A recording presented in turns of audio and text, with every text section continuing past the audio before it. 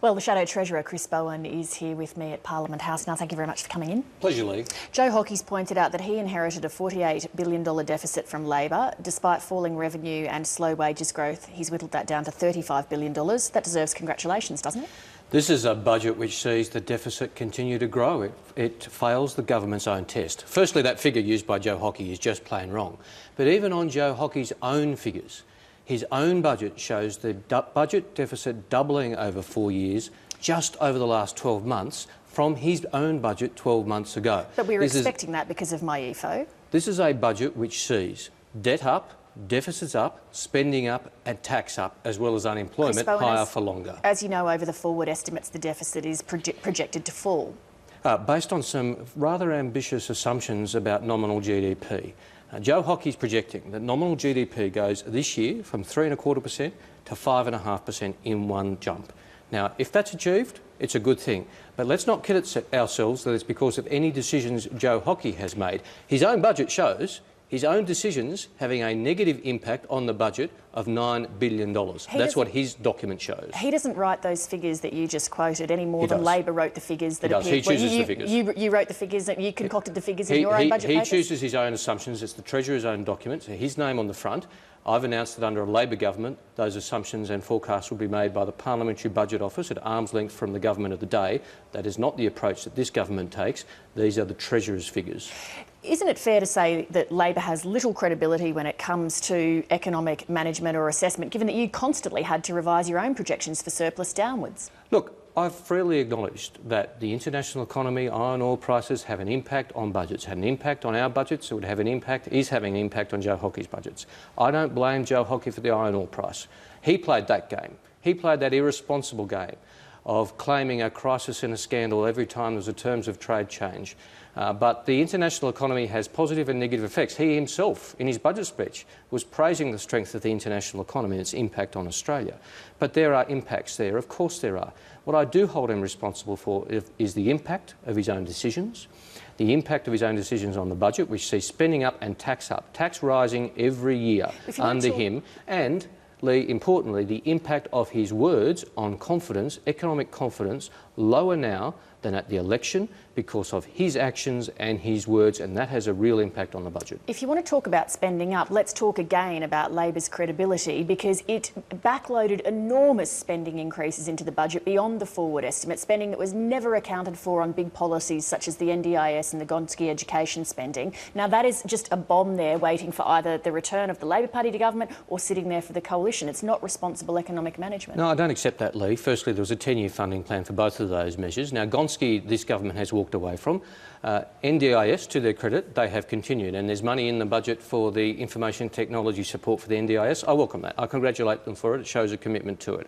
But NDIS was a bipartisan policy. Gonski was bipartisan until after the election when they walked away. But there was a 10-year funding envelope, and it was both of those measures, very important programs, were funded over that decade. What does Labor see in this budget that it can support? Well, obviously we welcome the small business package. It is reversing their cuts and their abolition. So we had an instant asset write-off, accelerated depreciation, which Joe Hockey reversed. He was standing at the dispatch box today lauding an instant asset write-off, which he reversed. So therefore you would be voting for that now? We support that. We support the lower corporate tax rate. We tried to introduce a lower corporate tax rate in office. It was blocked by the Liberals and the Greens voting together. Now Joe Hockey has embraced that. There are measures there which we need to work through as well, separately to those small business measures. There's some revenue measures which we are open to considering. We'll need to do some consultation. For example, there's a proposal there to change the tax treatment of backpackers. We'd want to talk to regional businesses about the impact of that on their workforce, but we're open to consider it in a constructive fashion. Obviously, we've seen this document tonight. There's some things we need to work through and some consultation to do. How about the multinational corporation tax crackdown? Because that is an area that you've flagged, they've flagged. Surely you can find some common ground. Oh, look, it's fine as far as it goes, Joe Hockey's proposal today. It doesn't go very far. It's a complete cop-out. It's been cobbled together at the last minute. If there was a serious plan on the table, Joe Hockey would be able to outline to the Australian people how much revenue it would raise. The budget has an asterisk. He has no idea how much revenue it would raise because he's cobbled it together at the last minute. Just a few weeks ago, he was saying we would have a Google tax, an averted profits tax. That's not in the budget. He was saying that he was drafting legislation. We have a fully costed, properly considered plan which raises $7 billion over the decade. If the government had adopted that tonight, they would have had our hearty congratulations. Instead, it's a complete cop-out. We'll support it as far as it goes. It's not very far. Isn't the issue for Labor that until you point out a few things that you've announced, but until you map out a comprehensive plan for credible budget reform, then aren't voters prudent to reserve a judgment on you and whether you can be trusted to return to government? Well, I fully accept that we have to earn the support of the Australian people at the next election, and we are not relying on the many and varied failings of this government to automatically translate to support for us. But voters can't make a judgment on you until your comprehensive plan is laid out, like Joe Hockey's laid his out today. But that is exactly what we've been doing, Leigh. I put to you... You haven't laid out a comprehensive plan yet. I'd put to you, over the last 20 years, you would struggle to find an opposition which has outlined a fully costed, independently costed by the Parliamentary Budget Office, savings plan over the decade as comprehensive as the one we have already laid out. Now, I'm not saying it's the end, far from it. We have more work to do, more things to announce, more consultation to do.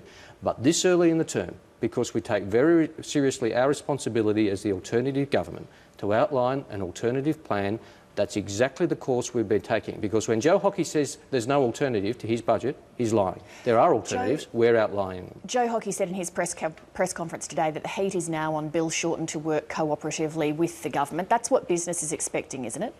Well, I think all Australians would want the opposition and government working together on areas where there can be genuine bipartisan agreement.